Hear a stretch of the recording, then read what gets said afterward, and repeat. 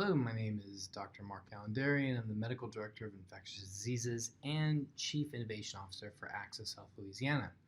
You've seen me do these updates now for the past few months in conjunction with the leadership of the ACOI, and I hope that these messages are helping you to keep up with the latest on COVID-19.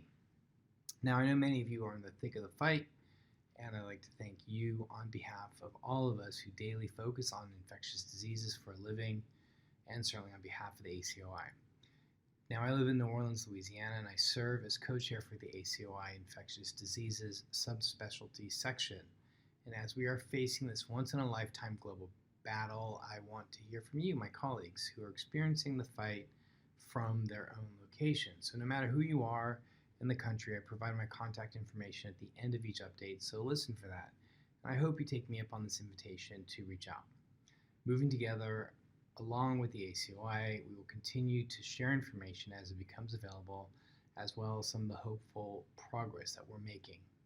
Also, for some information on the ACOI's awesome new peer-to-peer well-being check-in sessions that are available free of charge to ACOI members, please go to acoi.org/COVID-19 and click on the box so you can find out how to join in.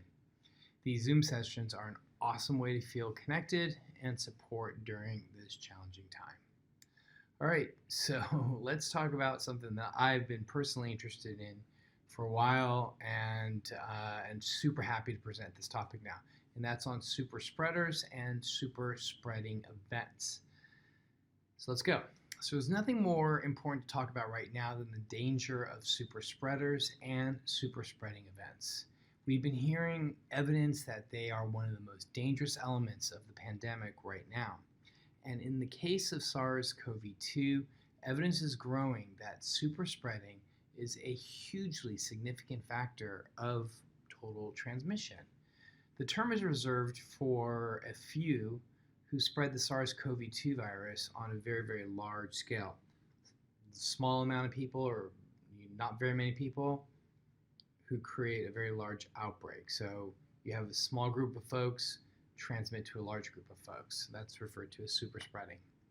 So this happens pretty easily, and as I'm sure you've likely heard of from various cases like the meatpacking plants and those outbreaks here in the US, it's happened at funerals, and then there was, of course, that mega church in South Korea that was in the news, and then in Jordan there was a wedding that was documented as well.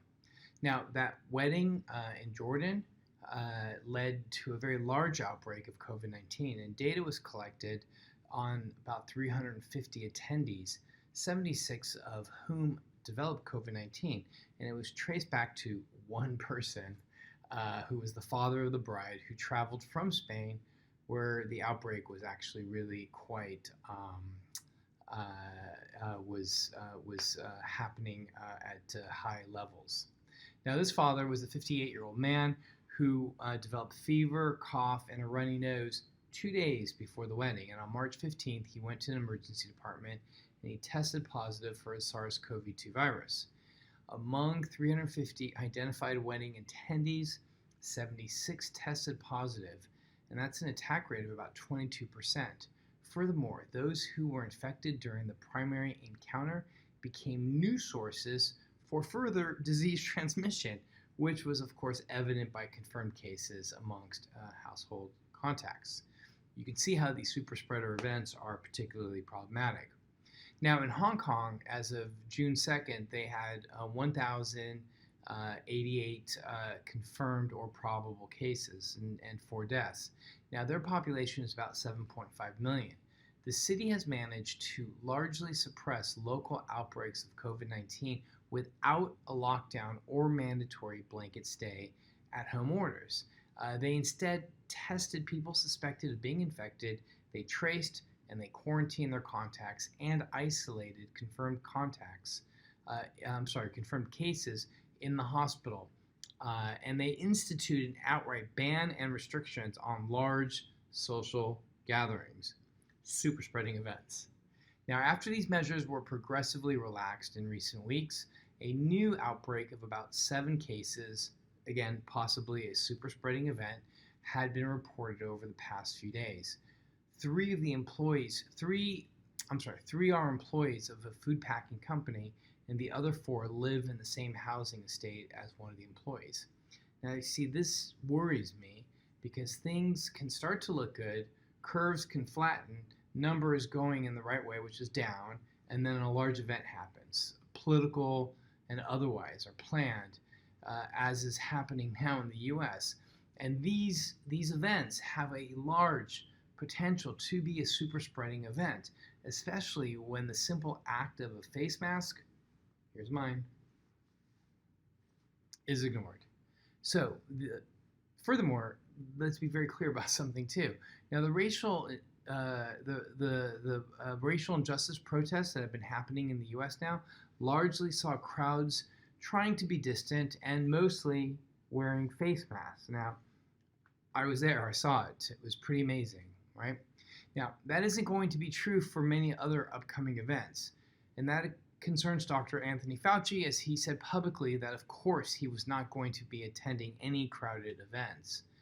Officials where events are held or being planned are worried what that will mean for local healthcare providers, and really, who can blame them?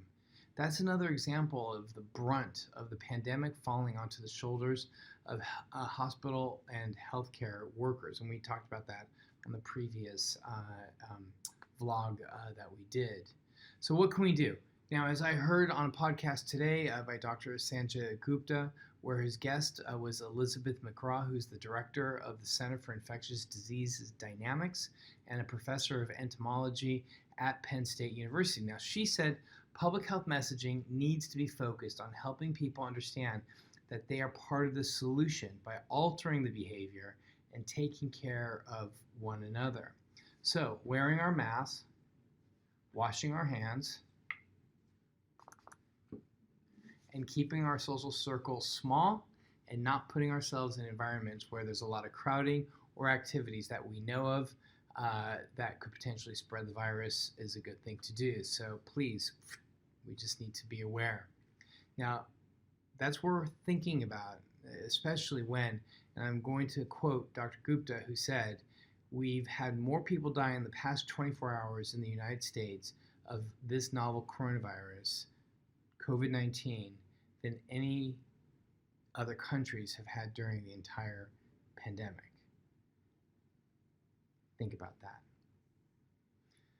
All right, so stay on the lookout for regular updates, and to read more from the sources used in this report, please go to, you ready? ACOI.org/COVID-19. Together with the ACOI, we will help you have the latest information to help you respond to your patients and stay on top of this crisis.